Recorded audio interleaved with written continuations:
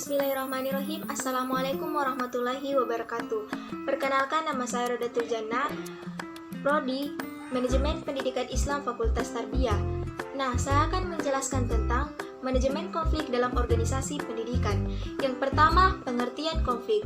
Menurut Wilmot dan Hooker, konflik adalah suatu perbedaan perasaan antara dua individu atau lebih yang saling tergantung dan lebih dirasakan pada perbedaan keyakinan, nilai-nilai, dan tujuan, atau lebih pada perbedaan dalam keinginan untuk penghargaan, kontrol, dan keterhubungan. Konflik terjadi ketika seseorang merasakan bahwa tindakan orang lain akan mengalami efek negatif untuk dirinya. Tidak sedikit orang yang menganggap bahwa konflik ini semua berdampak buruk. Namun, konflik ini dapat bersifat fungsional atau disfungsional. Pada hakikatnya, konflik merupakan bagian normal dari sebuah tim dan juga menjadi tanda bahwa ada interaksi dalam tim tersebut.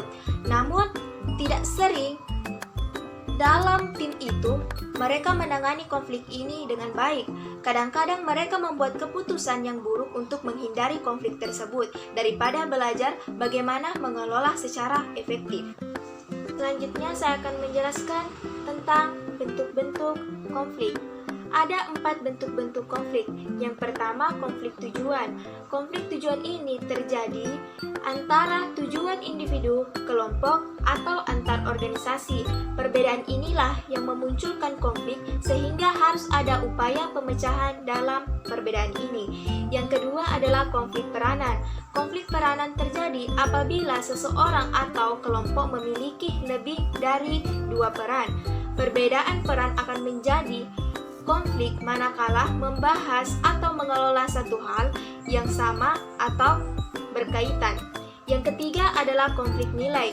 Konflik nilai ini terjadi manakala individu atau konflik melakukan sesuatu yang tidak sesuai dengan nilai yang dianut. Yang keempat adalah konflik kebijakan. Konflik ini berakar pada keputusan organisasi dalam mengelola organisasinya. Organisasi ini akan memiliki berbagai kebijakan dalam mencapai tujuannya. Pendekatan-pendekatan untuk menangani konflik organisasi. Pemecahan konflik dalam organisasi ini akan melibatkan berbagai pihak terkait, bahkan pimpinan langsung dalam upaya pemecahan masalah tersebut itu harus ikut serta dalam pemecahan masalah ini. Nah, untuk itu ada 5 pendekatan untuk menangani permasalahan konflik dalam organisasi. Yang pertama adalah berkompetisi. Kedua belah pihak saling bersaing untuk menjadi yang terbaik atau bersaing secara sehat. Kedua adalah berkolaborasi. Pihak yang sedang berkonflik ini bergabung dengan dilandasi pada keinginan yang saling memperhatikan untuk memperkecil masalah. Dan yang ketiga adalah menghindari. Menghindari adalah situasi di mana pihak yang bermasalah ini tidak melakukan kontak langsung atau melakukan komunikasi dengan lawannya. Yang keempat adalah mengakomodasi.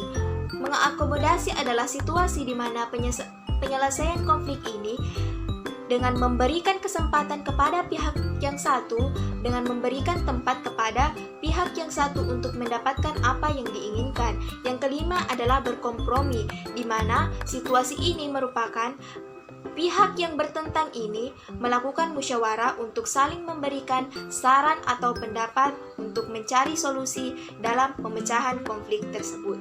Selanjutnya, model-model proses konflik. Yang pertama adalah awal konflik. Di sini tergantung respon. Sebuah konflik yang tadinya sangat kecil bisa saja membesar dan memburuk. Banyak nasihat yang menyebutkan segera selesaikan konflik saat ia berbentuk benih.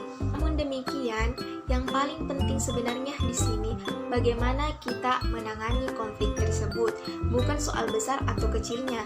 Ada yang bisa menjadi ribut meskipun dengan urusan yang sederhana. Namun, ada juga yang dapat saling konstruktif meskipun masalahnya kompleks. Yang kedua adalah sumber konflik. Setidaknya ada 6 kondisi utama yang menyebabkan konflik di organisasi. Yang pertama, tujuan yang tidak sejalan. Yang kedua, perbedaan nilai. Yang ketiga, ketergantungan. Yang keempat, sumber yang dana yang minimum. Yang kelima, aturan yang ambigu dan masalah komunikasi. Yang ketiga adalah tujuan yang tidak sejalan. Karyawan dalam suatu departemen bisa tidak setuju dengan tujuan yang telah ditetapkan oleh departemen. Bisa jadi tujuan departemen mengalami atau tidak sejalan dengan rencana pribadi seseorang.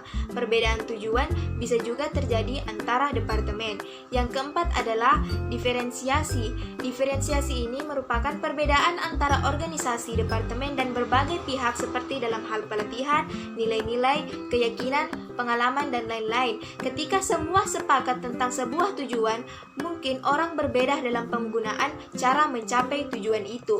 Yang kelima adalah interdependence. Interdependence merupakan saling ketergantungan, seperti misalnya satu tim mengandalkan hasil kerja sama tim lainnya untuk memulai sebuah pekerjaan. Yang keenam adalah kurangnya sumber daya. Ketika sumber daya terbatas yang sebenarnya terjadi di setiap organisasi, maka orang atau unit departemen itu bisa menjadi dan bisa saja merebutkannya. Yang keenam adalah kurangnya sumber daya.